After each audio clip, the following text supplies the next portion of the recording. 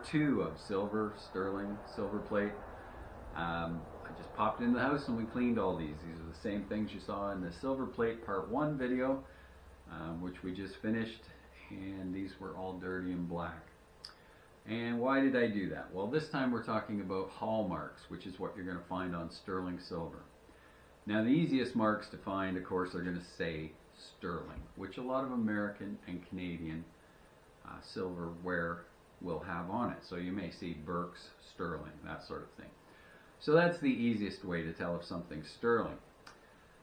But a lot of the British stuff in particular, and a lot of the European stuff as well, has hallmarks on it. Now, what hallmarks are touch marks, like you'll see on the bottom of this little 18th century salt cellar.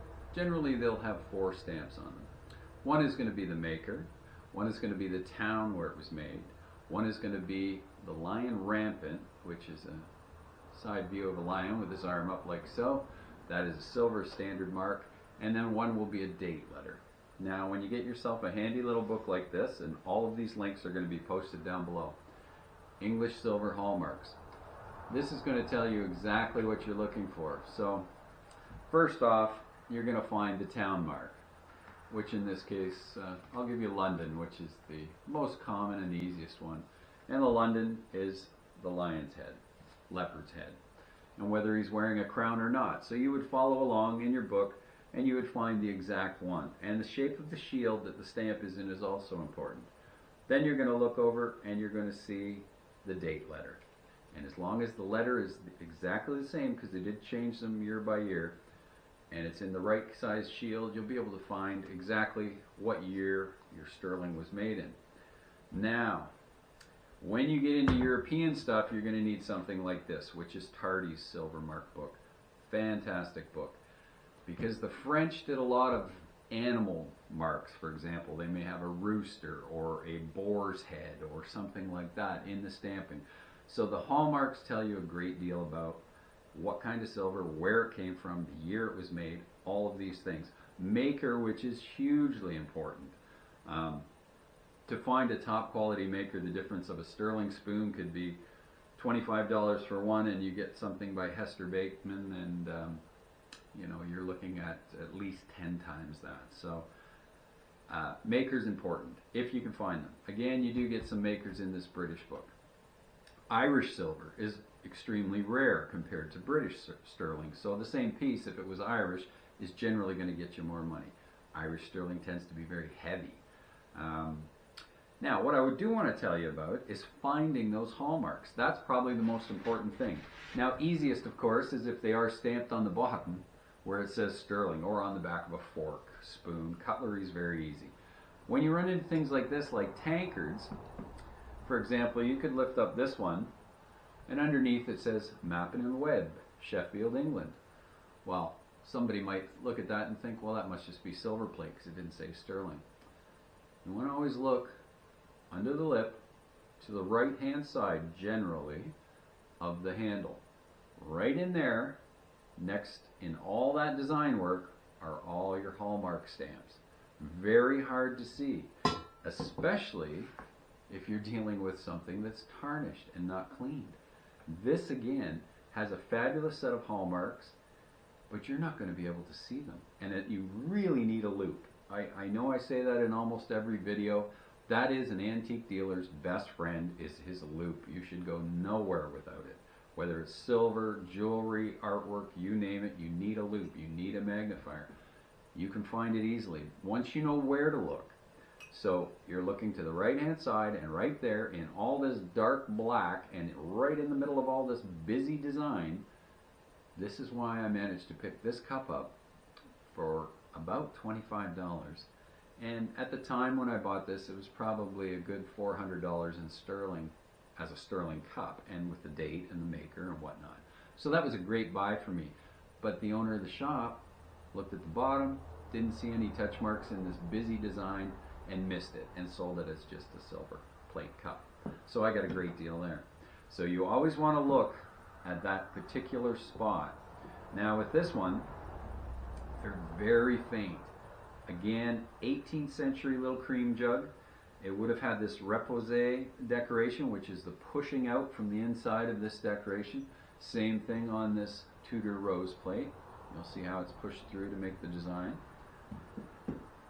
And a lot of time when they push out that design, they will actually push right into where the touch marks are. Now this one in particular is just really old. 200 years of cleaning has worn it down very much. You can just barely make it out.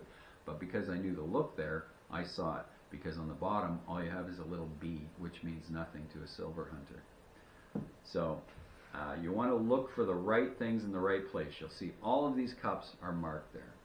Now even something like this little Art Nouveau cup, I bought this in the Silver Vaults in London, which is right near Regent Street, if I recall. And the vaults were underground, made in World War II to house certain things, and the silver dealers have taken them over. So they all have their own little vault, and they sell nothing but sterling in there.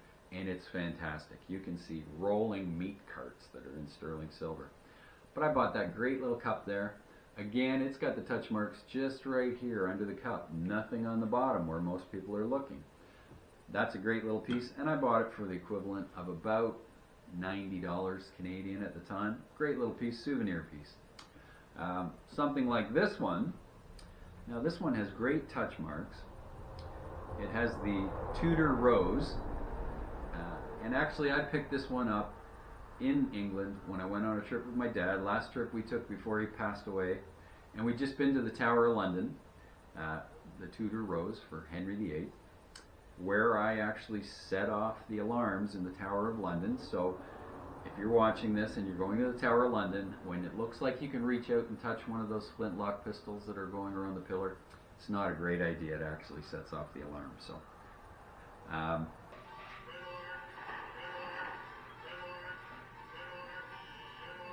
but this one I actually bought in Portobello Road in England, which is the name of my store, Portobello Road Antiques, and it's actually the year I was born, 1961. Not terribly old, but you're not going to get that piece off me because it means so much to me.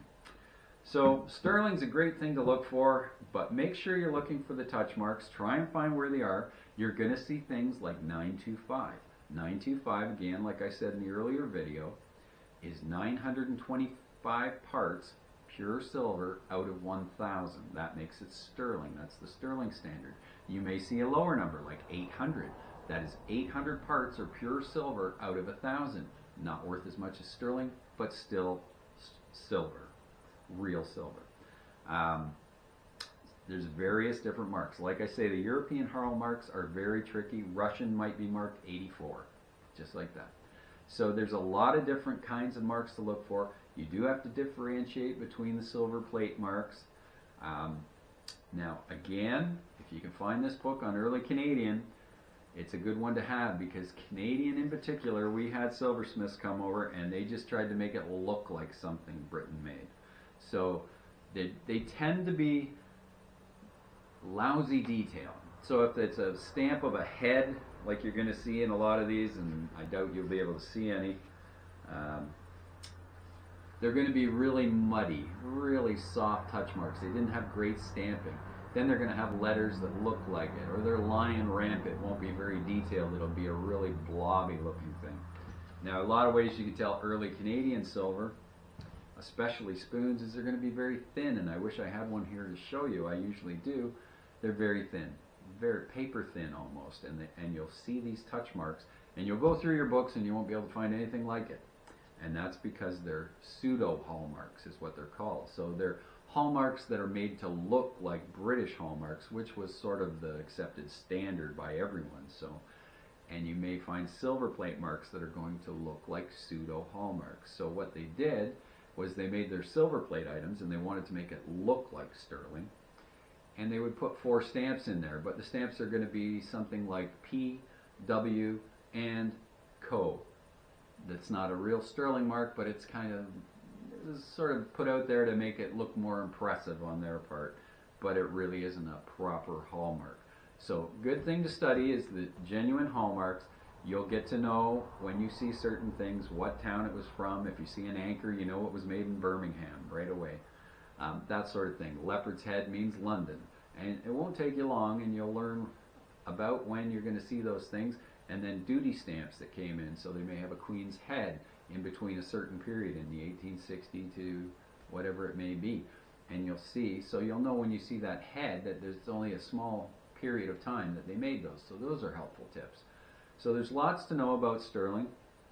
We will certainly make more videos on specific things in sterling and silver plate. But hopefully with these two videos, that gives you something to go on. Gives you a little idea of where you want to look at certain things, cups, teapots, that sort of thing. Don't just look at the bottom.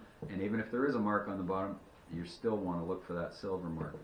You know, if you see it wearing through and you see copper underneath or brass, then you know you're not dealing with sterling anyway. So look at the high points, but if everything else looks good, you want to really look for that silver mark. And even if you can't find it, you know, you'll get a feeling for know where, if it's an old piece and you don't see anything coming through, then you want to look for something like this where the hallmarks are so faded, and that's when you need your loupe.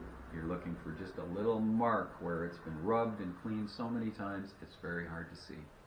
So hopefully that helps you out a little bit about sterling. We sure would like it if you subscribe, that little red button down there, and if you click the bell, it will notify you whenever we put up a new video. So thanks very much. We appreciate you watching till this long, and if you have any questions, please post them in the comments below, and I will definitely answer them. I'd love to get in touch with any of you. Thanks very much. Have a great day. God bless.